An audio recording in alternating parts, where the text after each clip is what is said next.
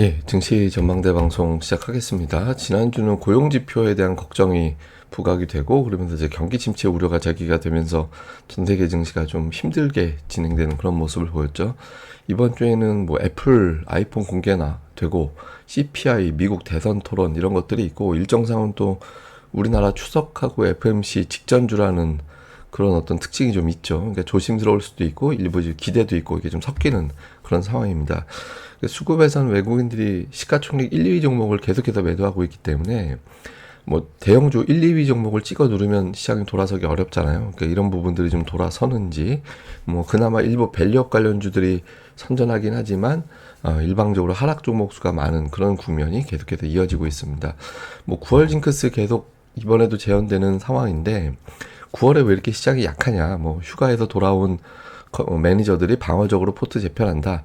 기업들이 내년 실적 편성을 앞두고 예산 편성 앞두고 지출을 줄이는 시기다.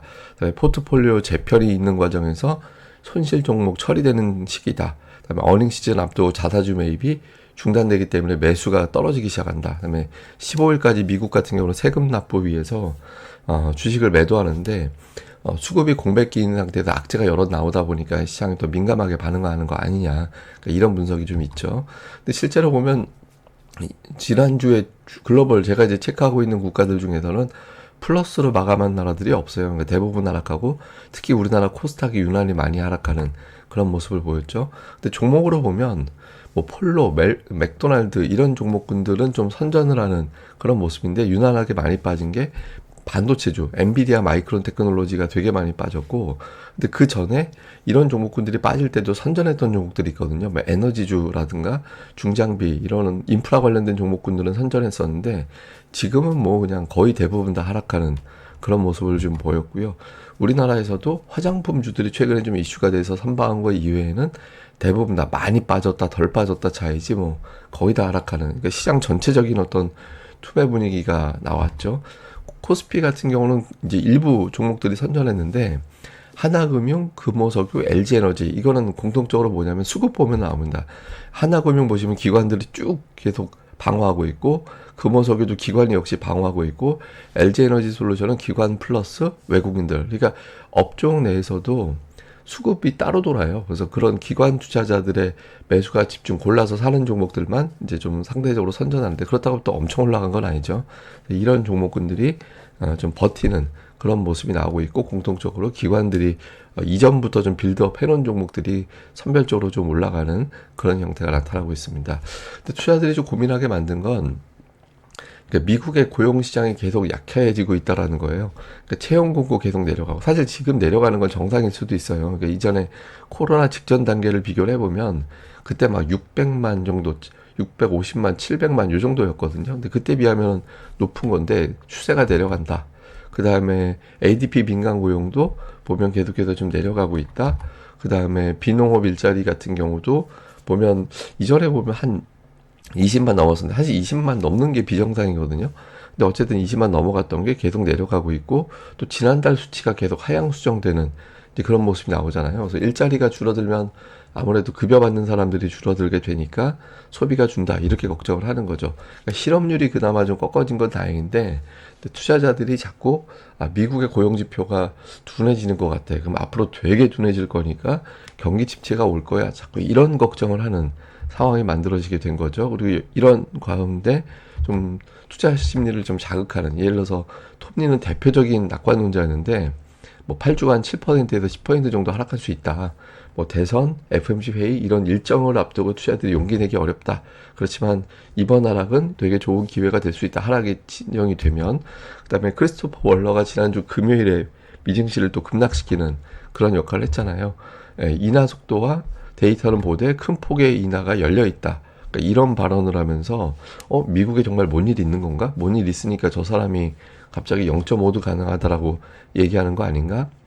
이렇게 해석이 됐죠. 그래서 이런 부분들이 투자자들에게 좀 압박을 하는. 그러니까 미국은 금리 더 많이 내릴 수도 있다고 하는데 일본은 또 금리 올린다고 하니까 엔캐리 자금 이탈에 대한 걱정이 또 제기가 되면서 기술주들 낙폭이 더 커지는 그런 상태가 나왔습니다. 그러니까 지금은 시장 자체가 어떤 악재가 나오면 그 악재만 막 되게 민감하게 반응하는 그런 형태가 되고 있어요. 근데 이렇게 생각하는 이유가 있죠. 왜냐면 금리 인하가 시작이 되는데 침체가 없을 때는 주식시장이 올라가는데 침체가 있을 때 금리를 내리면 주식시장이 고전하는 그런 징크스가 있잖아요. 근데 지금 혹시 저쪽 시나리오가 아닌가 이런 걱정을 자꾸 하는 것 같아요. 그러니까 금리 내리면 무조건 좋은 거였다가 아닌데 이번엔 침체 때문에 내리면 시장 빠지던데 이런 걱정을 하는 거죠.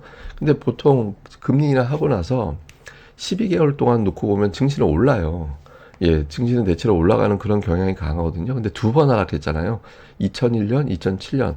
이때 이제 두 번 하락한 적이 있었는데, 그때 이제 어떤 일이 있었냐면, 뭐 아시다시피 IT 버블 깨지고, 리먼 사태 터지고, 그런데 그때 금리 인하를 되게 가파르게 했어요. 막 0.5, 0.75, 막 이렇게 가파르게 막 금리 내리고 막 그럴 때잖아요. 근데 시장이 금리를 가파르게 내리면, 거기에다가 침체라는 조합이 되면, 주식시장이 엄청나게 폭락을 했다.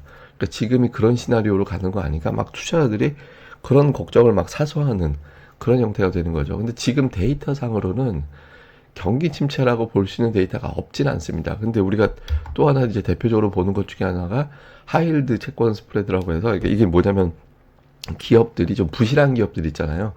예, 부실한 기업들 같은 경우는 돈을 못 빌려요. 돈을 못 빌리니까 이자가 막 치솟아 올라가면서 그런 기업들이 이제 부채를 갚지도 못하고 장사도 안 되고 그러니까 이제 이런 기업들이 막 시장에서 아웃되고 막 이런 현상이 나오게 되거든요. 그러니까 금리가 막 뛰고 막 이렇게 돼요. 그래서 근데 이런 기업들이 사전 그 경기 침체 6개월 전에 보면 금리가 엄청나게 올라간다라는 거예요. 돈을 빌리려면 돈이 빌릴 방법이 없으니까. 근데 지금 보면 예전에 비해 예를 들어서 뭐 2007년도 같은 경우는 6개월 전에 3.26%나 올라가고 막 이렇게 됐었는데 지금은 금리 변화가 0.14%밖에 없어가지고 이게 무슨 경기 침체 신호로 보기는 좀 어렵지 않나? 뭐 일부 다른 신호로 해석하는 데들도 많죠. 뭐 장단기 금리부터 시작하고 여러 가지 데이터들이 있는데 가장 대표적으로 보는 기업 데이터 중에 하나가 부실한 기업들의 상대적으로 부실한 기업들의 채권 금리 이걸 대표적인 데이터로 보는데 이것까지는 아직 변화가 없거든요. 그래서 좀 경기 침체론이 좀 과장된 거 아닌가. 시장에서 좀 겁먹을 9월이 되면서 이런 걸 자꾸 과장해서 좀 흔드는 거 아니냐. 이런 해석도 아직은 있습니다. 근데 당장 우리 증시는 외국인들이 워낙 많이 파니까 최근 들어서 한 주 잠깐 매수하고 이제 계속 때리고 있잖아요. 근데 저 기간 동안에 5조 2천억 팔았거든요. 5조 2천억 팔았는데 저 기간 동안 삼성전자 3조 7천억, 하이닉스 1조 2천억. 그러니까 두 종목만 4조 9천억 들어가 있어요. 그러니까 우선주까지 포함을 하면 5조 원. 그러니까 전체 매도의 95%가 두 종목에 집중되어 있거든요. 그러니까 이 말 바꾸면 어디 외국계 운용사에서 그냥 두 종목 파나 보다 비중 줄이고 있나 보다. 그러니까 지금 현재 지분율 0.5% 조금 넘게 줄였거든요. 그러니까 예전에 0.7%까지 줄인 적이 있었는데 그때보다는 페이스는 느려요. 느린데 이제 주가 반응은 더 크죠. 그러니까 시기적으로 투자자들이 좀 예민할 때라서 또 실적 피크아웃 최근에 실제로 두 종목에 대한 실적 주정치 하향 조정도 있었거든요. 그래서 여기에 대한 불안함이 있죠. 그러니까 말 바꾸면 항상 주식시장은 결자 해지예요. 사고 친 애가 해결을 해주면 시장이 돌아서게 되거든요. 그래서 이 두 종목에 대한 어떤 매도 강도가 얇아지면 그게 이제 시그널이 될 거다. 또는 이걸 이겨낼 정도로 무식한 매수세가 들어오면 이겨낸다. 이렇게 될 수 있는 거죠. 근데 하이닉스가 이 정도로 빠질 거냐. 지금 분기 낙폭이 역대 두 번째거든요. 그러니까 이게 2005년 이후, 2005년 이전을 제가 안 따지는 건 그때 뭐 IT 버블 때는 비정상적일 때니까 2005년 이후로 따져놓고 보면 분기 낙폭이 34% 가까이 돼요. 그러니까 이게 저 정도 빠질 정도의 상황이 되나? 근데 지금 조심스러운 게 뭐냐면 하이닉스가 되게 중요한 지지선이잖아요. 그러니까 20월선. 20월선인데 여기서 이제 튕겨 올라가지 못하면 그 다음 지선 60월선이 되면서 12만 원까지 열려야 되는 상황이 생깁니다. 근데 이게 이제 예전에 그 실적이 이제 반도체 실적 피크아웃 됐을 때 그때 이제 보시면 20월선을 깨고 내려가면서 60월선까지 내려간 적이 있었거든요. 근데 그 전에 대세 상승 쭉 올라오다가 그러다가 이제 하락하고 일시적인 조정이겠지라고 했는데 이제 그때 더 빠졌거든요. 그러니까 그때 트라우마가 있어서 이거 이번이 또 반도체 피크아웃 돼서 밀리는 거 아닌가 뭐 이런 걱정이 좀 있죠. 근데 아직까지 하이닉스 실적 추정치가 내년도보다는 내후년이 더 좋을 수도 있어 뭐 이렇게 보는 시각이 우세해서 저때 시나리오는 아닌 것 같다 이런 분석이 현재까지 실적 추정치만 놓고 보면 더 많긴 하거든요. 근데 어쨌든 어차피 그 근처까지 내려와 있는 상태라서 주가가 그 전후에서 튕겨서 올라가면서 지지선을 잡아주는지 아니면 좀 문제가 되는지도 이번 주에 관전 포인트 이렇게 보면 될 것 같고요.